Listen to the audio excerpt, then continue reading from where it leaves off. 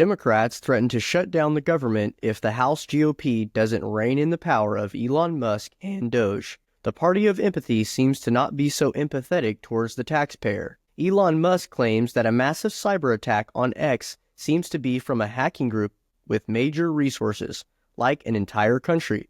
Some suspect it could be even Ukraine. Ukraine agrees to ceasefire deal with Marco Rubio, set to present the plan to Russia later this week. Every time Trump and Marco Rubio prevent a war, we should celebrate it like as if we won a war. People are not dying, and I would say that's a good thing. Maybe not for all the people funding the war, but for the common man, it is. Financial news, Trump doubles down on tariffs on Canada, steel, aluminum, and a few other things, 25% all the way up to 50%.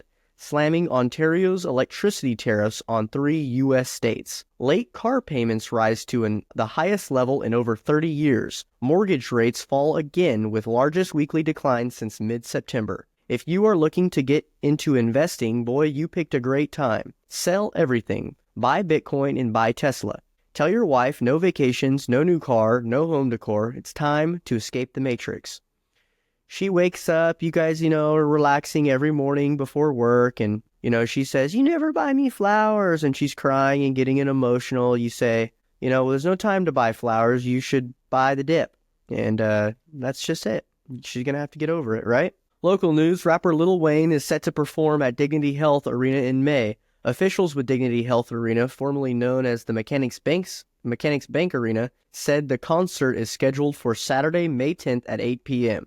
The Kern County District Attorney's Office named Randall Meyer as its new Chief of Bureau of Investigations. Meyer was sworn into the position Monday morning by Kern County District Attorney Cynthia Zimmer. A bit of history. The 1950s was a decade of significant transformation characterized by a unique blend of post-war optimism and the dawn of the modern age. This era often romanticized its wholesome charm and simpler way of life, and stands in stark contrast to the fast-paced, technological-driven world of today. As we delve into the differences between the 1950s and the present day, it becomes evident that this era was a world away from the contemporary reality we live today. From fashion and technology to social norms and civil rights, the disparities between these two periods are both striking and illuminating. Today, we are completely different in so many ways. Our fashion is based on gender-neutral minimalism.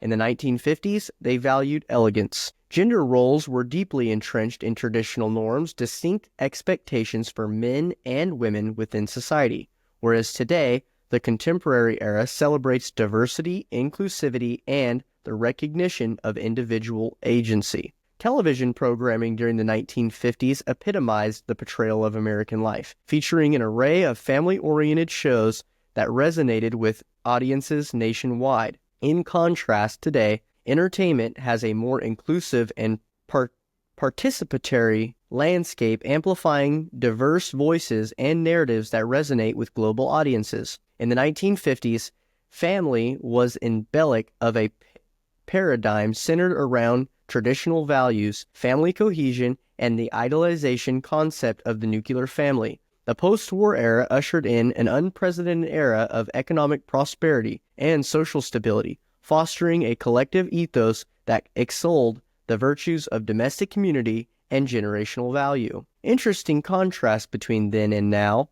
Do you believe we are changing for the better? Or perhaps our individualism is coming at a cost. Children spend far less time with their parents due to both parents working. Traditional habits are being forgotten, like eating at the dinner table. Internationalism is replacing nationalism. In the 50s, most Americans were unified on God and country. Even saying you value God and country gets you labeled as a Republican. Do you see an issue with this? Or perhaps you believe it is a good thing. Then I would label you as a Democrat and also gay. This is the Paint the Town Red podcast, and we hope you have a great day.